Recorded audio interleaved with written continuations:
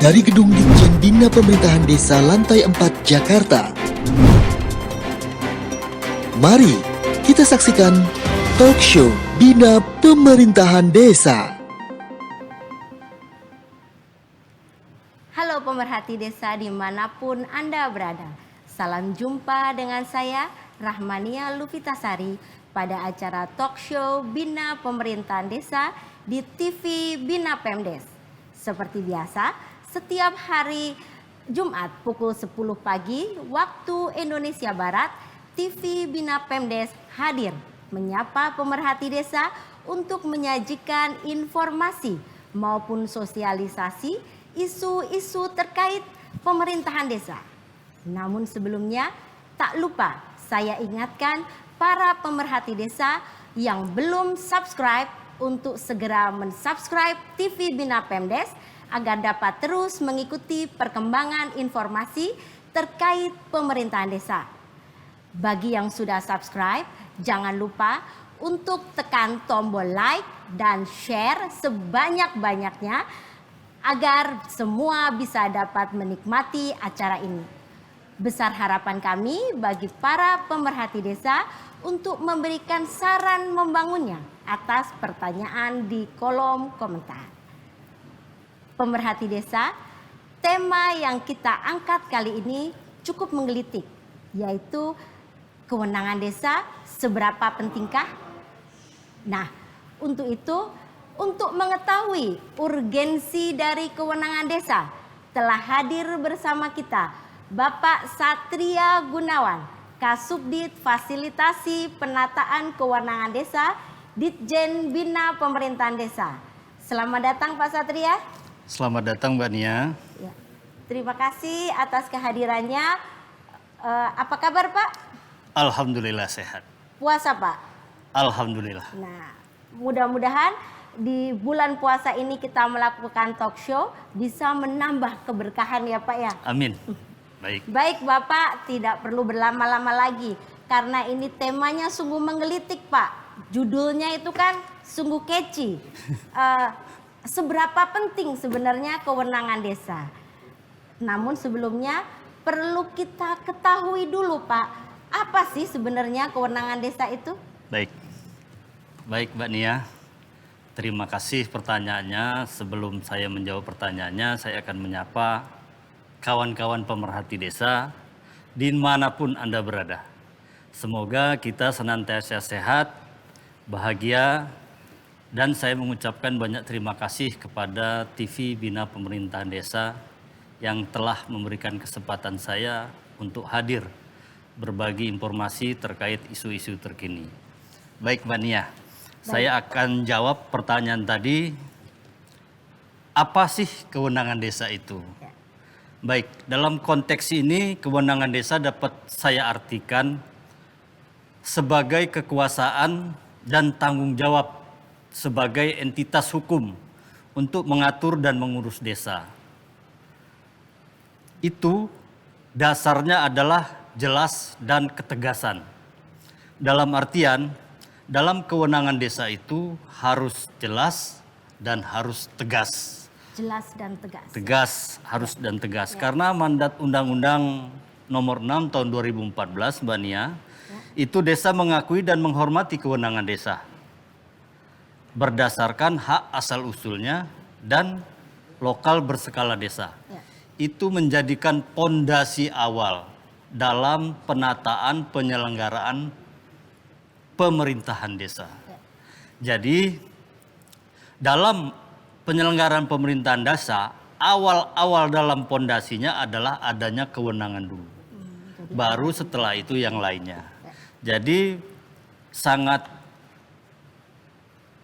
riskan sekali selama hampir Undang-Undang Desa terbit 2014 sampai saat ini kita masih data yang ada di kita masih sangat minim sekali terkait peraturan desa tentang kewenangan desa yang menjadi dasar dalam perencanaan dan penganggaran keuangan desa. Demikian Mbak Nia. Oh demikian, baik Pak. Jadi memang sangat penting itu ya Betul. Pak ya. Lalu kalau tadi disampaikan bahwa di undang-undang desa itu kewenangan itu menjadi pondasi utamanya dalam penyelenggaraan pemerintahan desa. Jadi ini masuk juga di asas-asas yang ada di penyelenggaraan pemerintahan itu ya Pak ya. Masuknya ke mana itu Pak? Biar lebih terfokuskan, biar kita tahu sebenarnya apa yang menjadi fokus dari kewenangan desa itu. Baik para pemerhati desa Mbak Nia. Azas dalam kewenangan desa dalam penyelenggaraan pemerintahan adalah azas rekognisi dan azas subsidiaritas, yaitu azas pengakuan dan azas penghormatan kepada desa itu sendiri untuk mengatur dan mengurus kewenangan itu sendiri. Jadi ada beberapa azas dalam penyelenggaraan pemerintahan di Indonesia, tapi khusus untuk kewenangan desa kita memakai dua azas, yaitu azas rekognisi dan azas subsidiaritas, yaitu penghormatan dan pengakuan. Demikian Mbak Nia. Mengapa itu sangat ditekankan Pak, kedua asas itu? Karena sepengetahuan kami kan ada 13 asas ya Pak ya. Betul. Dua asas itu menjadi penekanan untuk kewenangan desa, apa Pak Baik, sebabnya? Mbak Nia. Jadi saya flashback ke belakang bahwa sebelum negara Republik Indonesia ini merdeka, yaitu tanggal 17 Agustus 1945, desa itu sudah ada. Desa itu sudah ada, bahkan di zaman-zaman kerajaan desa itu sudah ada. Jadi pemerintah sangat menghormati dan menghargai adanya desa. Ya kan? Dengan seperti itu hanya dua azas yang dipakai, yaitu penghormatan dan pengakuan bahwa desa itu dapat berdiri sendiri berdasarkan hak asal usulnya dan hak lokal berskala desa. Demikian Mbak Nia. Nah, jadi memang dengan adanya undang-undang desa ini merupakan pemberian pengakuan ya Pak kepada desa, termasuk mengakui kewenangan-kewenangan yang tadi sudah Bapak sampaikan. Lalu lebih dalam lagi nih Pak, sebenarnya apa saja sih jenis kewenangan desa? Apakah hanya dua yang Bapak sebutkan tadi? Atau ada yang lain juga? Baik, terima kasih Mbak Nia. Pertanyaannya memang harus kita rigid semuanya. Yang diketahui kan hanya sekedar kewenangan desa berdasarkan hak asal usul dan kewenangan lokal berskala desa. Cuman untuk kewenangan desa itu ada 4. Nah, yang pertama jenis kewenangan berdasarkan hak asal usul. Yang kedua kewenangan lokal berskala desa. Yang ketiga kewenangan yang ditugaskan oleh pemerintah daerah provinsi atau pemerintah daerah kabupaten kota ke desa. Yang terakhir adalah kewenangan lain yang ditugaskan oleh pemerintah daerah provinsi, kabupaten sesuai dengan peraturan perundang-undangan yang berlaku, Mbak Nia. Dan di situ itu ada jenisnya, itu 4 jenis. Sedangkan di bidang kewenangan desa itu juga ada 4, yaitu bidang penyelenggaraan pemerintahan desa, bidang pembangunan desa, bidang pemberdayaan desa, dan bidang pembinaan kemasyarakatan desa. Demikian Mbak Nia. Oh, jadi begitu ya Pak ya. Ada 4 jenis kewenangan desa dan terbagi lagi menjadi 4 bidang. Jadi kewenangan desa itu meliputi keempat bidang tersebut, begitu ya Pak ya. Baik. Nanti terus tadi Bapak sampaikan bahwa kewenangan desa itu adalah asal muasalnya dari Undang-Undang 6 intinya dari Undang-Undang 6 tahun 2014. Nah, pasti setelah itu kan ada turunan-turunannya tuh Pak untuk regulasinya.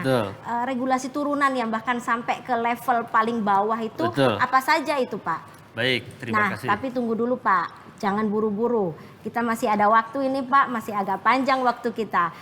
Baik, kita tahan dulu dan kita saksikan dulu tayangan berikut ini.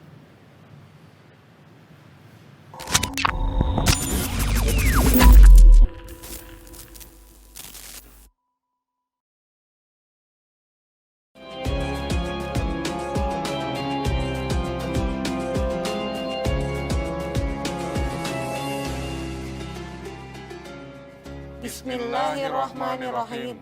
Assalamualaikum warahmatullahi wabarakatuh.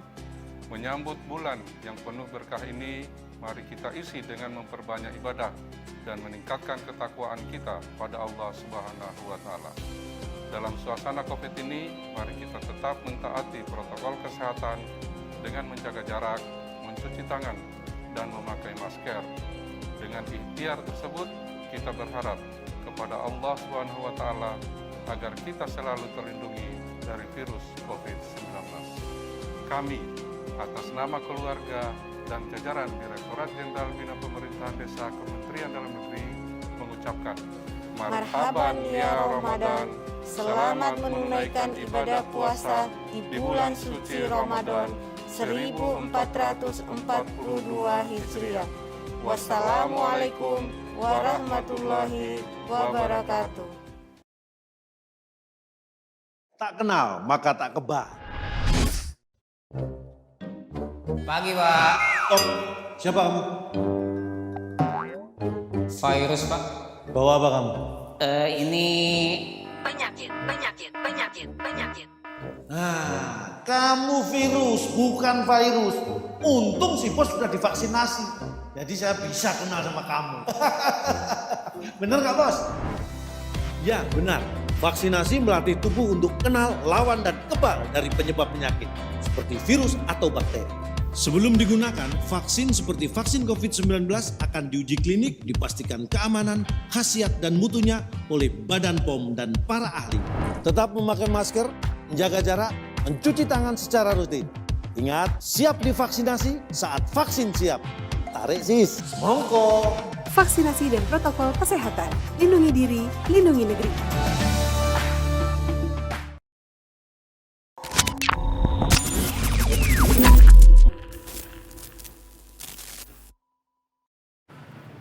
Selamat datang kembali para pemerhati desa dimanapun Anda berada. Masih bersama kami dan bersama Pak Satria Gunawan di sini membicarakan terkait kewenangan desa. Pak Satria, tadi kita sudah mengetahui jenis-jenis kewenangan desa, lalu bidang-bidangnya dari kewenangan desa. Nah, tadi sudah saya cuplik juga sebenarnya setelah dari Undang-Undang 6 itu, adakah turunan regulasi dari Undang-Undang 6 itu apa saja dan bagaimana konteks pelaksanaannya? Baik Mbak Nia, terima kasih. Pada hakikatnya dalam segala penyelenggaraan pemerintahan desa itu keniscayaan ada dasar. Apalagi kewenangan desa. Kewenangan desa ada dasarnya dasar. Kewenangan desa itu dasarnya di Undang-Undang 6 tahun 2014 Mbak Nia. Itu di bab 4 pasal 18 sampai dengan pasal 22. Selanjutnya di bab 3 PP 43 2014 itu pasal 33 sampai dengan 39. Selanjutnya ada di Peraturan Pemerintah nomor 47 tahun 2015 pasal 34 dan 39 dan kita Kementerian Dalam Negeri telah membuat aturan tentang kewenangan desa yaitu Permendagri nomor 44 tahun 2016. Penekanannya di sini Mbak Nia. Pada Peraturan Pemerintah 47 2015 di pasal 39 ayat 1 itu saya bacakan ketentuan lebih lanjut mengenai penataan kewenangan desa diatur dengan peraturan menteri yang menyelenggarakan di bidang pemerintahan dalam negeri. Itu dasar Kementerian Dalam Negeri untuk membreakdown aturan itu menjadi peraturan Menteri Dalam Negeri 44 2016. Demikian Mbak Nia. Nah, jadi memang ada amanat langsung ya Pak. Betul. Dari PP 47 itu bahwa Kemendagri yang mengatur turunan Betul. dari PP tersebut terkait kewenangan desa. Nah, kemudian selanjutnya Pak, kalau sudah dari levelan kementerian itu ada Permendagri, lalu bagaimana untuk tataran pelaksanaan di daerah? Baik. Bahkan nanti ke desanya seperti Baik. apa Pak? Sebagai acuan kawan-kawan kabupaten, provinsi, ataupun wali kota, itu ada di pasal 21 ayat 1. Permendagri nomor 44 yang jelas dan tegas pemerhati desa mengamanatkan kepada Bupati Wali Kota yang memiliki desa untuk menyusun rancangan peraturan Bupati tentang daftar kewenangan desa yang akan menjadi acuan dasar kawan-kawan pemerintah desa untuk menyusun peraturan desa tentang kewenangan desa, Mbak Nia. Demikian. Nah, tadi Bapak sampaikan di depan tadi Ya. jenisnya itu kan kewenangan desa ada 4. Ya, Regulasi turunan untuk ke peraturan kepala daerah, peraturan bupati wali kota itu untuk kewenangan yang mana? Semuanya atau masing-masing Baik. gitu Pak? baik, terima kasih Mbak Nia.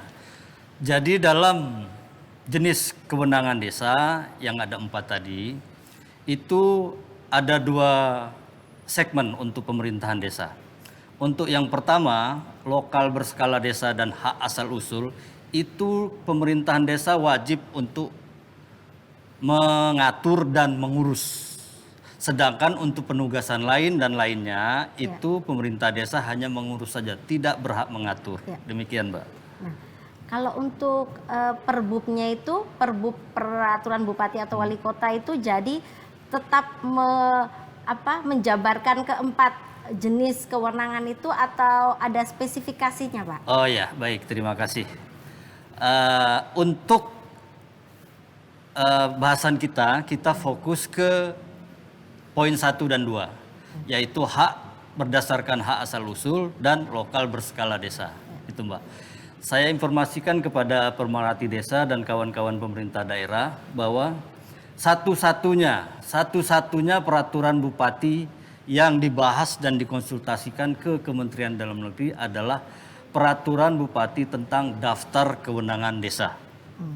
Nah, jadi kami di Direktorat Jenderal Bina Pemerintahan Desa Kemendagri dalam hal ini koordinasi tujuannya adalah untuk membangun sistematika yang ada. Artinya kami akan buat kerangkanya dari ketentuan umum, maksud dan tujuan, dan ruang lingkup, serta isi, sampai ke bab penutup. Jadi secara teknis demikian, tapi kami tidak akan pernah ikut intervensi isi dari peraturan tersebut. Karena yang mengetahui dan yang sangat membutuhkan aturan tersebut adalah daerah dan desa masing-masing. Demikian Mbak Nia. Oh begitu Pak. Jadi kalau untuk peraturan bupati itu fokus ke kewenangan 1 dan 2, kewenangan berdasarkan hak asal usul dan kewenangan lokal berskala Betul, desa. Mbak Nia. Nah, tadi Bapak sampaikan itu harus dikoordinasikan atau dikonsultasikan ke Betul. Dijen Bina Pemdes. Salah satu-satunya tuh peraturan Bupati. kepala daerah, Iya. peraturan bupati wali kota yang harus dikoordinasikan dan Betul. dikonsultasikan. Nah, bagaimana Pak mekanisme untuk konsultasi tersebut? Atau apakah dari kabupaten langsung ke Dijen Bina Pemdes atau bagaimana mekanismenya? Baik Mbak Nia.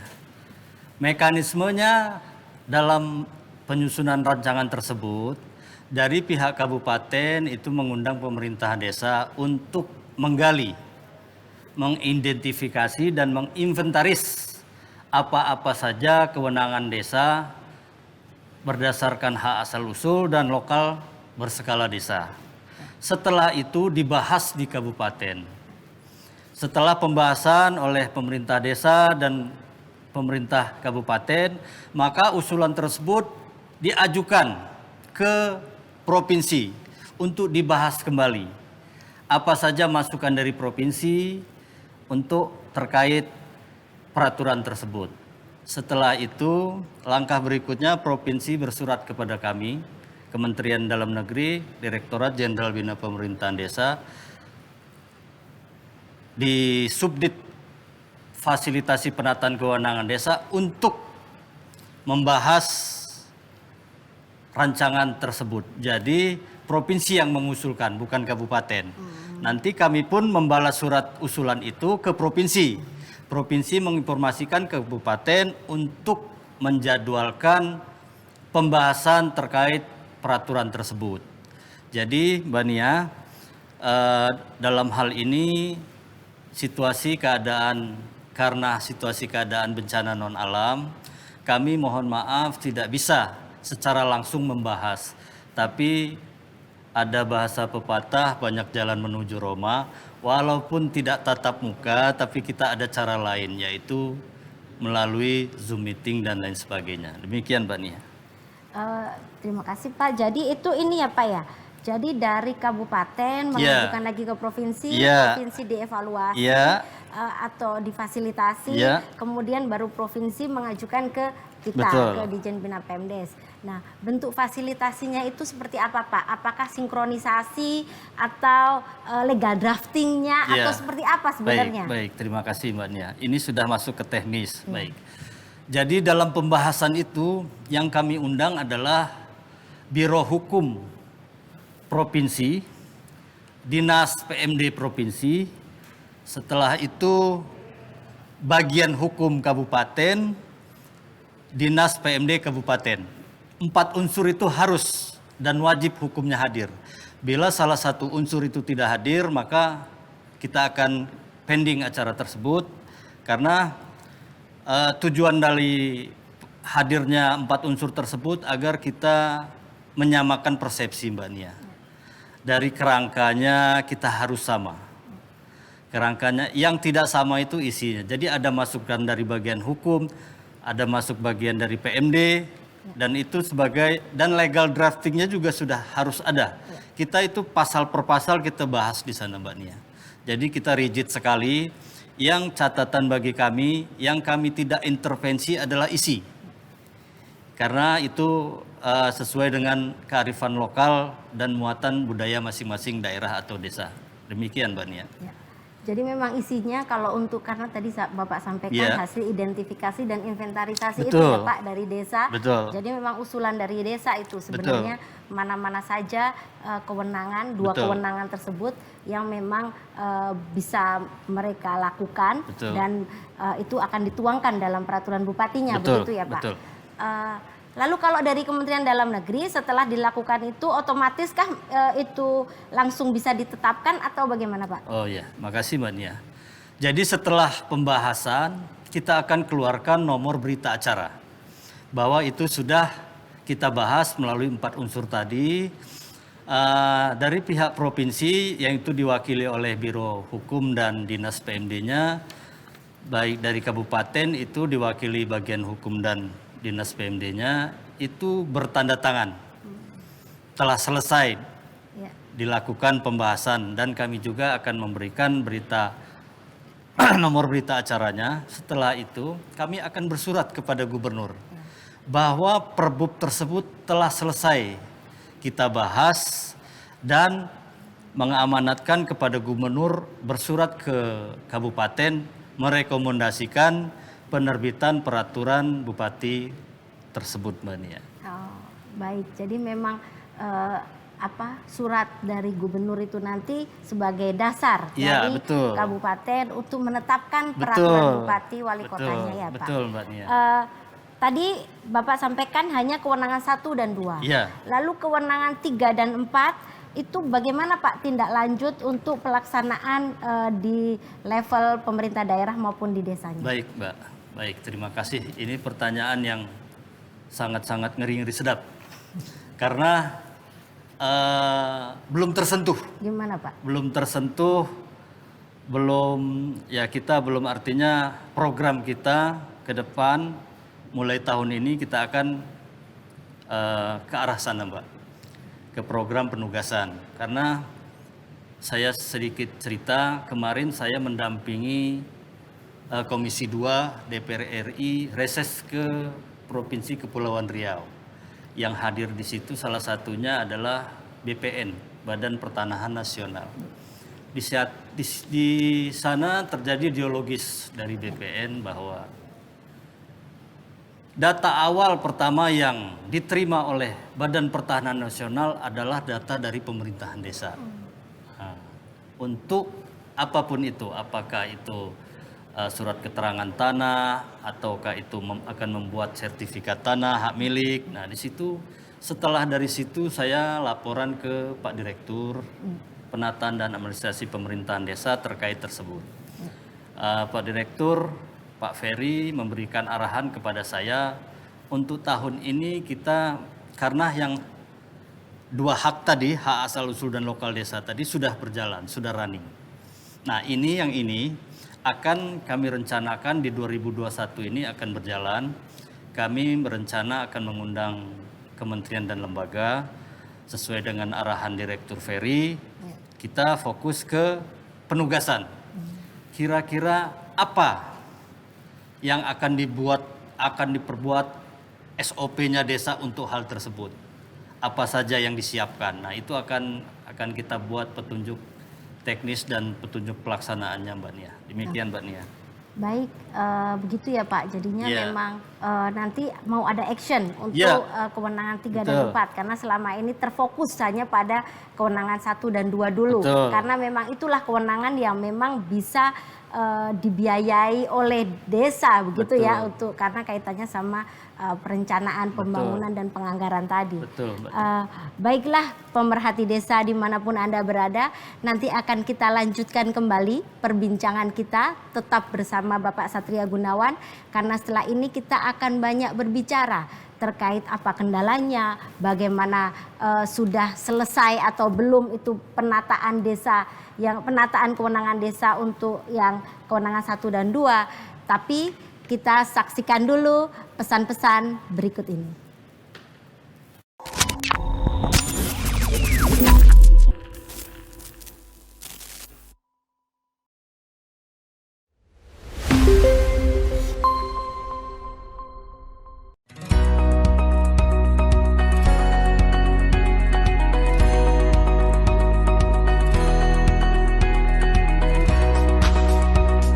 Bantuan ini sangat berguna bagi kita semua, khususnya PKK dan masyarakat, karena ini adalah bentuk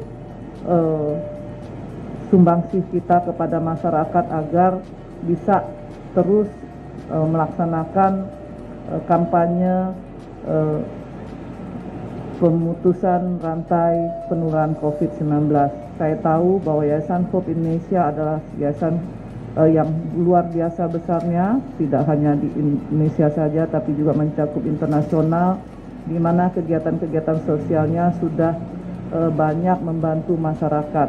Kami akan sangat berbahagia bisa apabila kelak bisa bekerjasama untuk sama-sama mewujudkan tujuan negara kita menjadi negara yang sejahtera.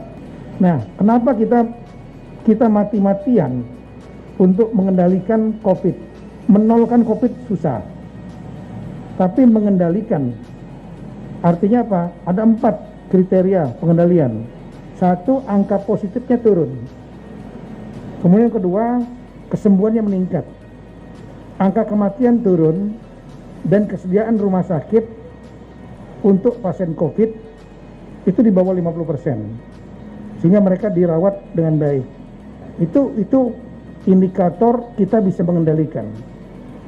Pengendalian COVID ini sangat penting dalam rangka untuk memulai pemulihan ekonomi. Jangan berharap ekonomi akan pulih ketika COVID tidak pernah bisa kita kendalikan. Saya lihat, bagi saya selaku Mendagri, poin pentingnya hari ini adalah kita ingin melalui teman-teman media, kita ingin bangkitkan kembali semangat dan kampanye pakai masker. Kemudian yang berikutnya lagi, saya berterima kasih Yayasan Hope memberikan kepercayaan kepada tim penggerak PKK.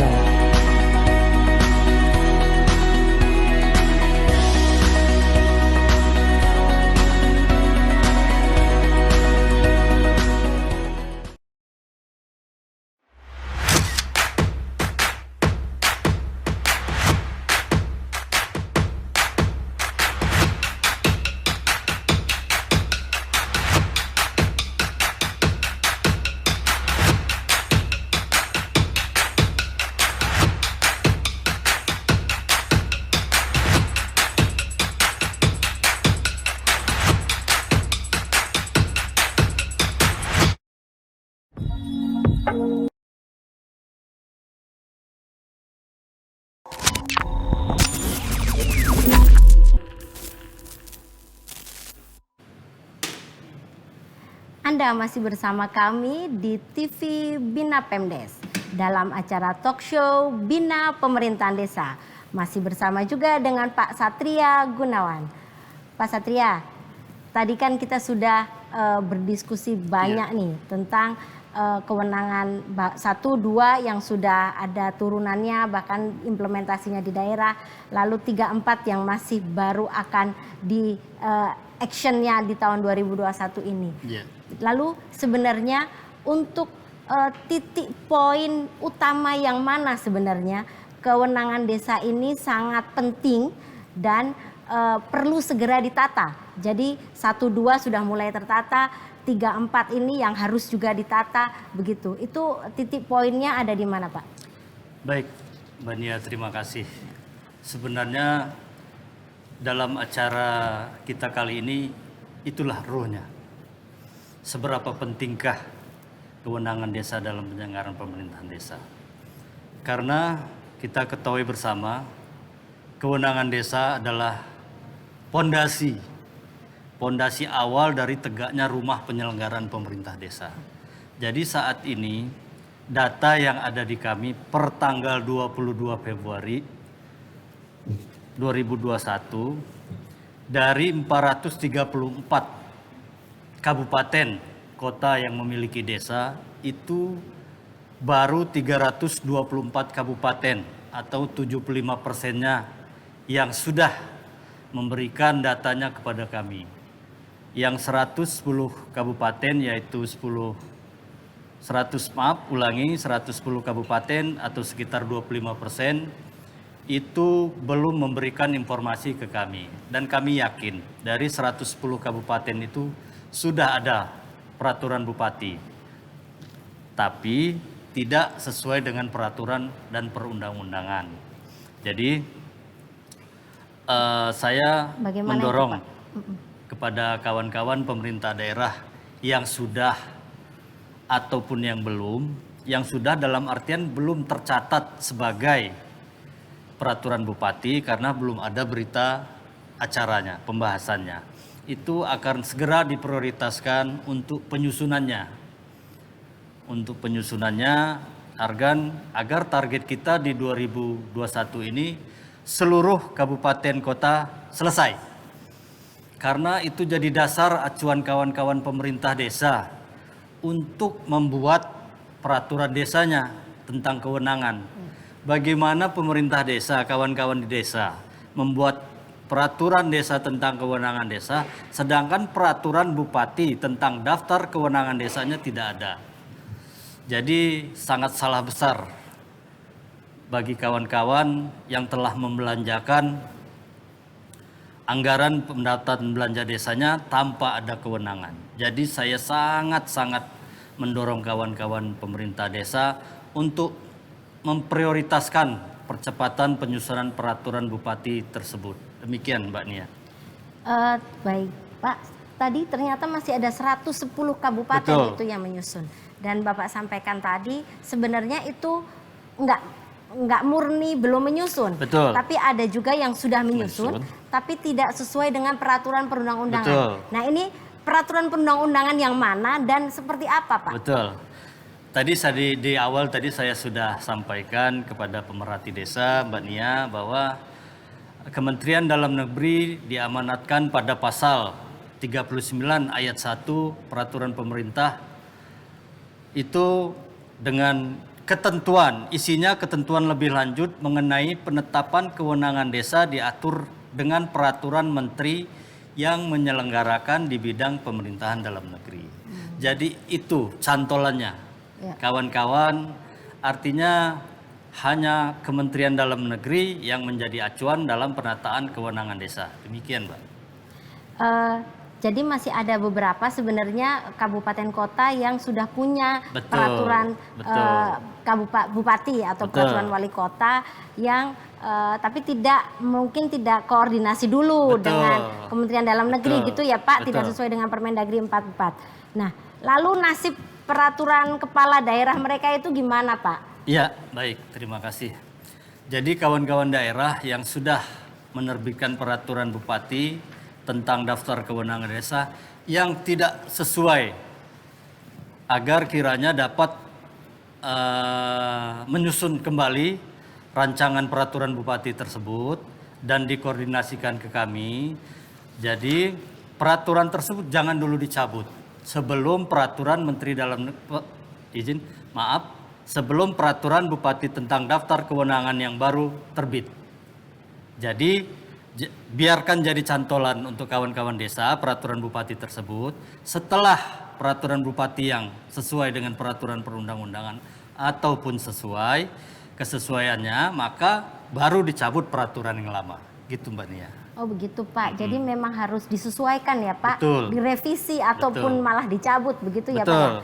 Nah, tadi Bapak sampaikan ternyata saya pun juga agak kaget mengetahui bahwa masih ada 110 kabupaten itu yang dianggap belum menetapkan peraturan bupati sebagaimana diamanatkan Permendagri 44 tahun 2014. Nah, sebenarnya kendalanya itu apa sih Pak? Kenapa bisa masih banyak? Padahal kalau dipikir-pikir ya Pak, ini Permendagri sudah lahirnya sudah cukup lama tuh Pak, sejak tahun 2016.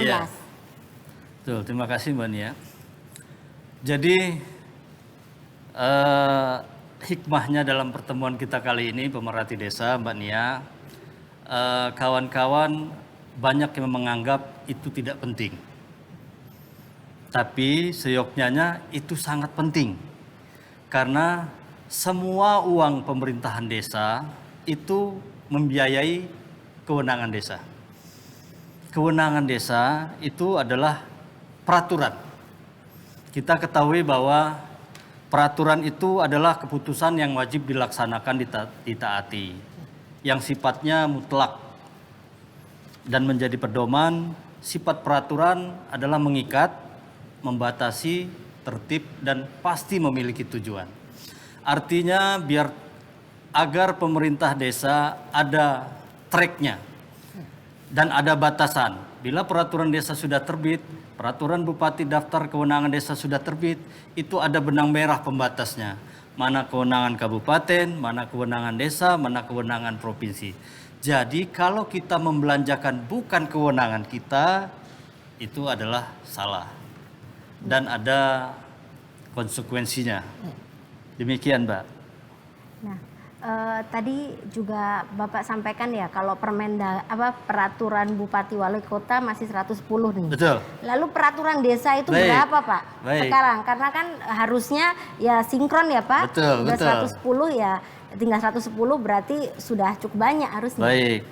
Dari jumlah desa yang saat ini sudah lahir yaitu 74.961.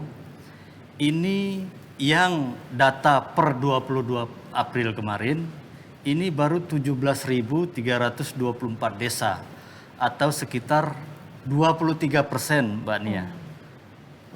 Data di kami yang telah melaporkan per desnya. Yang belum sekitar 57.637 desa atau 77%.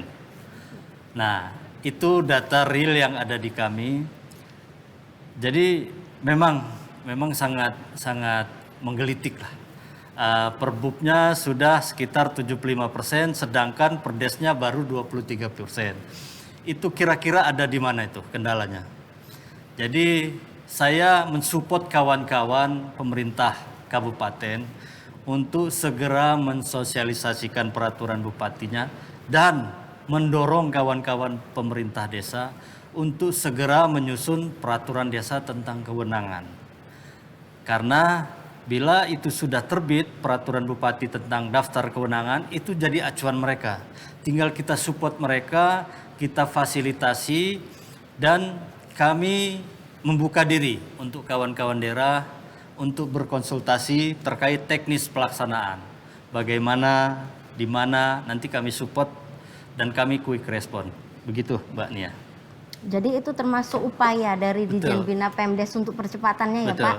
Atau adakah lagi upaya percepatan yang dilakukan Ditjen Bina Pemdes selama ini untuk penataan kewenangan desa Pak? Iya, saya ucapkan terima kasih juga kepada ada beberapa kabupaten yang sudah quick respon berdasarkan surat edaran kita ya, tanggal tahun 2021 tentang percepatan, yaitu Kabupaten Tapanuli Tengah, Kabupaten Lingga, Kabupaten Minahasa Tenggara, Kabupaten Labuhan Batu Utara, Kabupaten Padang Lawas Utara, Kabupaten Bolang Mongondo Selatan, Kabupaten Muna Barat, Kabupaten Muna, dan terakhir Kabupaten Tasikmalaya, Provinsi Jawa Barat. Dari sekian kabupaten, saya sangat mengapresiasi kabupaten yang saya sebutkan tadi. Mereka begitu bergerak cepat untuk mulai menyusun rancangan peraturan tersebut. Jadi yang kami sebutkan tadi adalah kabupaten yang telah selesai kami bahas dan sudah dikeluarkan berita acaranya, tinggal menunggu surat dari gubernur untuk rekomendasi penerbitan peraturan bupati tersebut. Demikian, Mbak. Ya, jadi kabupaten itu langsung merespon bahwa kita meminta untuk percepatan untuk pelaksanaan penataan kewenangan desa di kabupaten tersebut, gitu ya Pak ya. Baik Pak. Lalu tadi kan itu kabupaten kotanya tadi Bapak sampaikan mau terkait kewenangan 34 ini Pak. Yeah. Kita kembali lagi terkait 34 biar kita komprehensif semua kita bahas begitu. Itu langkah action apa untuk tahun 2021 ini yang akan dilakukan di Jetbimna Pemdes? Baik, terima kasih Mbak Nia. Jadi program kami di kewenangan desa tentang penugasan dan penugasan lainnya yang dari pusat, pemerintah daerah, provinsi atau pemerintah kabupaten yang ke desa, itu kami akan mengundang kementerian dan lembaga terkait yang teknis pelaksanaannya sampai ke desa, contohnya dari pihak Badan Pertanahan Nasional, selanjutnya kependudukan dan kesehatan dan lain sebagainya. Kami akan undang mereka, kawan-kawan, kami akan berdiskusi, kami akan fasilitasi kira-kira apa yang kedepannya yang akan kita berikan untuk kawan-kawan desa untuk menjadi acuan pelaksanaan kegiatan tersebut. Apakah menyiapkan formulirnya bentuknya seperti apa? Apakah apakah ada SOP syarat-syarat lainnya, dan itu harus kita konsultasikan langsung kepada pengambil kebijakan. Contoh dalam hal ini kami akan mengundang Badan Pertanahan Nasional. Kira-kira Pak BPN apa nih data yang diperlukan dalam hal data awal dalam pelaksanaan atau kegiatan pertanahan di desa. Apa saja yang diberikan informasi dari desa yang ditandatangani oleh kepala desa mewakili pemerintahan desa. Apakah surat tanah, surat ukur dari tua-tua kampung dan lain sebagainya, Mbak. Demikian, Mbak. Baik, Pak. Terima kasih. Ini kita sudah mau ada di ujung acara, tapi nanti kita akan minta closing statement dari Pak Satria untuk penegasan lagi terkait apa yang kita diskusikan pada hari ini. Namun sebelumnya kita saksikan dulu layanan-layanan berikut ini.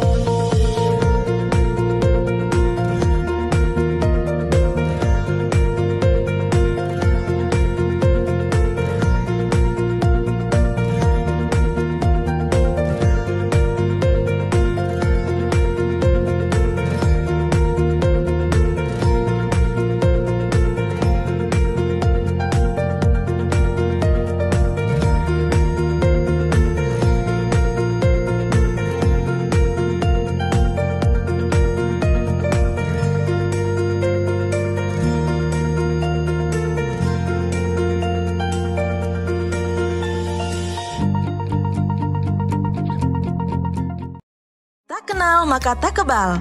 Vaksinasi, cara aman melatih tubuh untuk kenal lawan, dan kebal dari penyebab penyakit seperti virus atau bakteri. Ada berbagai jenis vaksin, dan proses pengembangan vaksin diawasi dengan ketat melalui tahapan uji praklinis dan klinis secara lengkap, sehingga vaksin yang dihasilkan aman dan efektif. Setelah vaksin masuk ke dalam tubuh dapat membentuk sel memori untuk mengenali virus dan menghasilkan antibodi untuk melawan virus. Selain itu, tubuh dapat mengingat dan melawan jika terpapar virus yang sama. Vaksinasi tak hanya lindungi diri sendiri, tapi juga bisa cegah penyebaran dan penularan virus jika mayoritas masyarakat sudah divaksinasi. Sehingga dapat melindungi mereka yang belum bisa divaksinasi, seperti bayi, anak-anak, lansia, atau orang dengan penyakit tertentu. Pandemi bisa berakhir jika rantai penularan bisa diputus dengan melakukan vaksinasi dan protokol kesehatan. Vaksinasi, lindungi diri, lindungi negeri.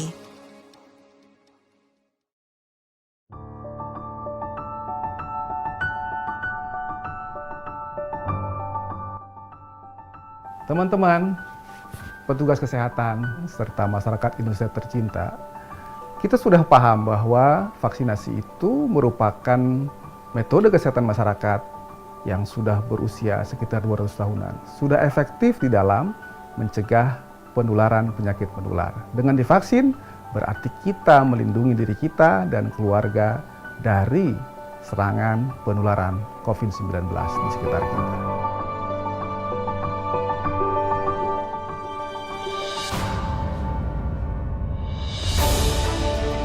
Nah, ini menarik. Vaksin itu hanya bisa dikembangkan dengan standar keamanan yang tinggi, teknologi yang tinggi.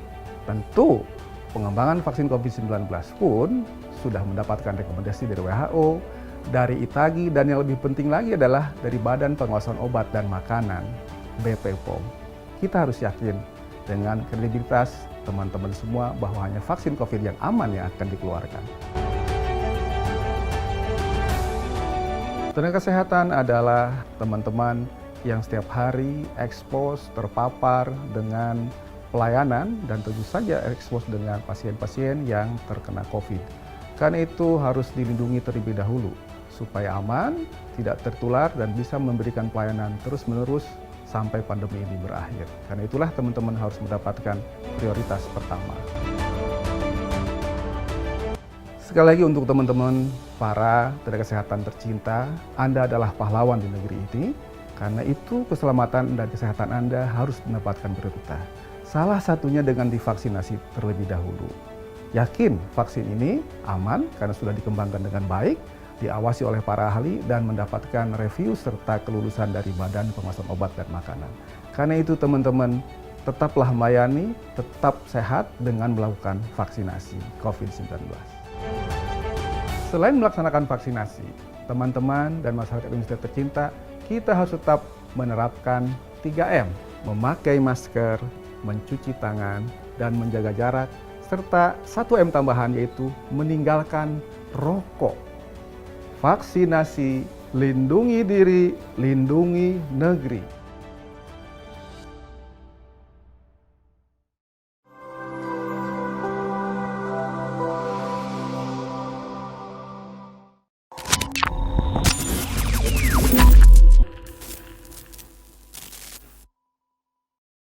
Masih bersama kami dan bersama Pak Satria Gunawan membicarakan terkait kewenangan desa.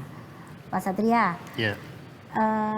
Tadi Bapak sampaikan masih 23% Betul. desa yang baru menyusun perdes tentang kewenangan desanya.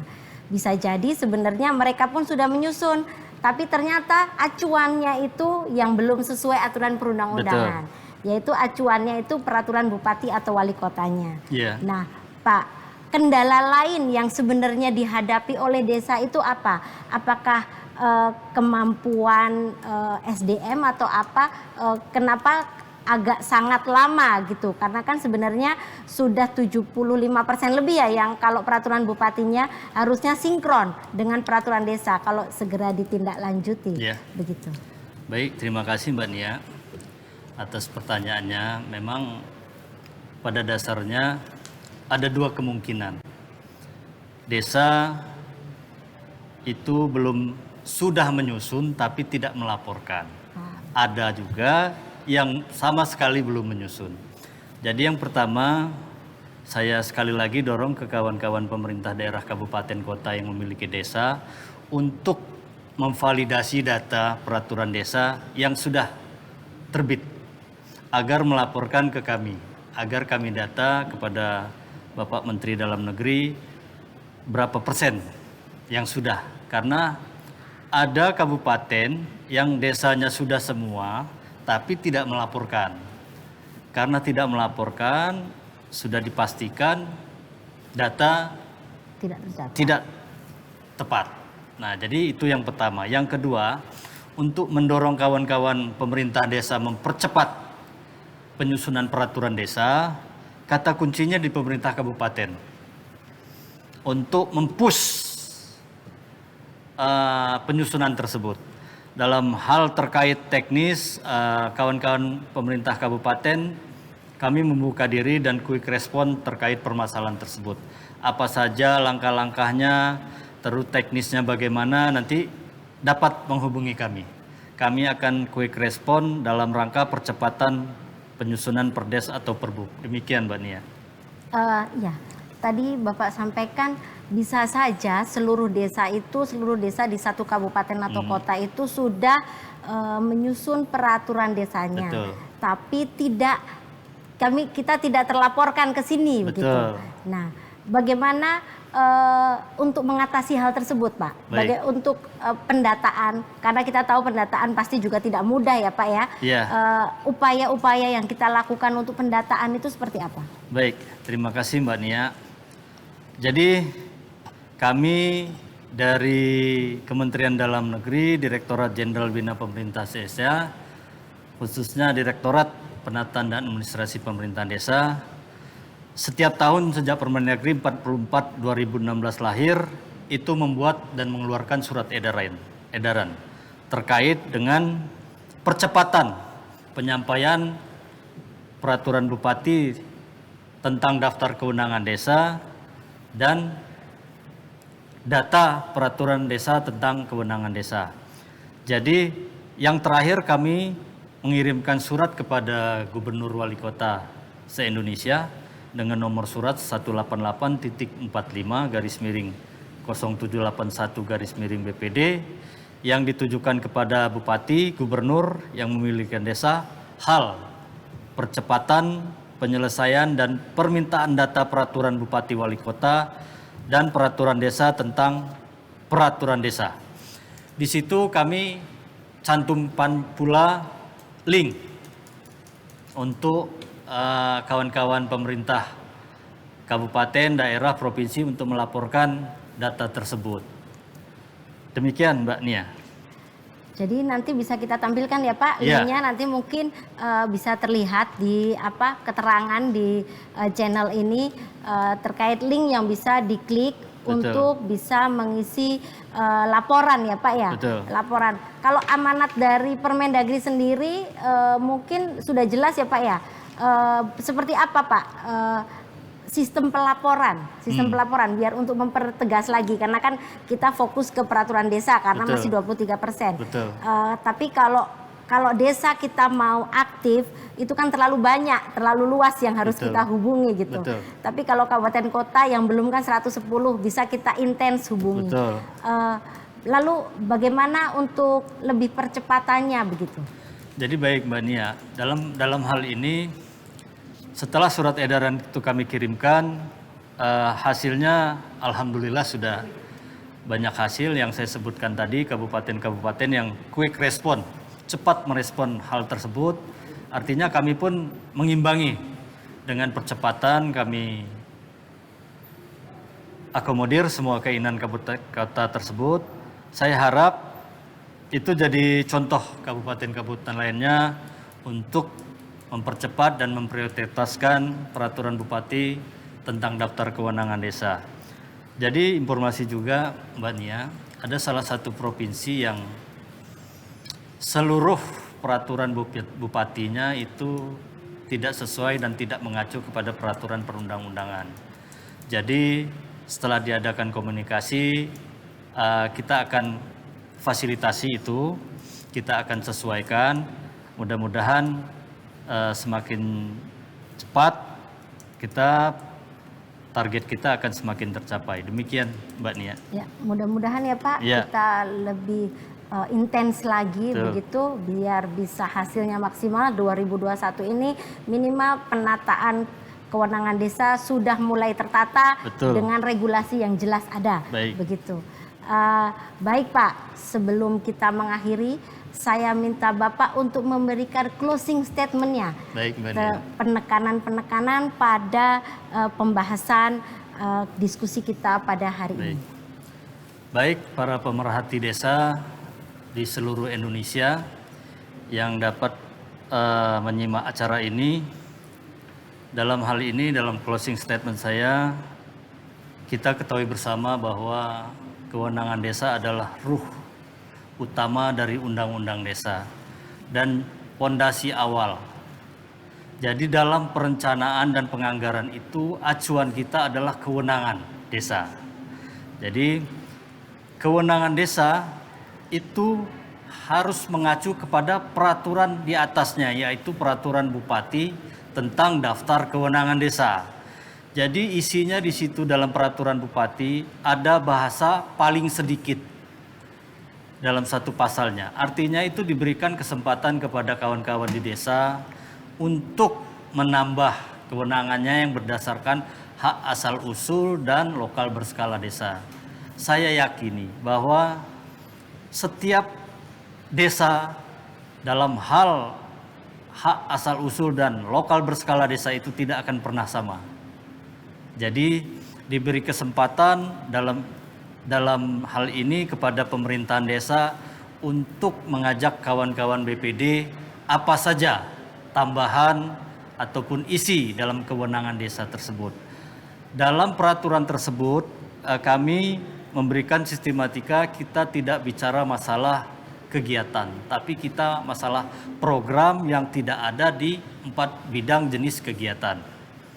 Jadi di situ prosesnya, jadi untuk kawan-kawan pemerintah kabupaten kota yang memiliki desa, yang sudah memiliki perbub dan yang sudah memiliki nomor berita acara dari kami, itu mohon disegerakan untuk disosialisasikan dan di breakdown dalam hal percepatan penyusunan perdesnya. Yang kedua, untuk kabupaten kota yang sudah menerbitkan tapi tidak sesuai dengan peraturan perundang-undangan agar dapat disesuaikan. Karena itu jadi acuan. Kalau yang di atasnya sudah tidak sesuai, otomatis yang di bawahnya dipastikan tidak sesuai. Yang ketiga, untuk kawan-kawan desa yang sudah ada peraturan desanya segera melaporkan ke kabupaten tentang telah selesainya penyusunan perdes kewenangan desa, karena pihak kabupaten akan mencatat dan melaporkan ke kami sebagai data yang valid. Demikian Mbak Nia. Baik, terima kasih banyak Pak Satria. Iya. Dengan diskusi kita hampir 1 jam ini, ternyata kita bisa tahu Betul. betapa pentingnya kewenangan desa dan Iya. itu harus segera ditata. Betul, Begitu ya Mbak Pak Nia. ya. Iya. Baik pemerhati desa dimanapun Anda berada, terima kasih atas kebersamaannya dari awal hingga ujung acara ini. Kami tetap menunggu saran dan komentar membangun Anda. Sebelum kami akhiri talk show ini, kami Ditjen Bina Pemerintahan Desa, Kementerian Dalam Negeri selalu mengingatkan agar kita tetap melaksanakan protokol kesehatan 5M, yaitu memakai masker, mencuci tangan, menjaga jarak, menghindari kerumunan, dan menjaga etika di saat batuk atau bersin. Terima kasih atas perhatian para pemerhati desa yang setia mengikuti talk show Bina Pemerintahan Desa. Kita akan bertemu kembali di episode berikutnya dengan tema menarik lainnya. Selamat menunaikan ibadah puasa bagi yang menjalankan dan salam sehat selalu. Sampai jumpa. Salam Pak, salam Salam, Pak. sehat.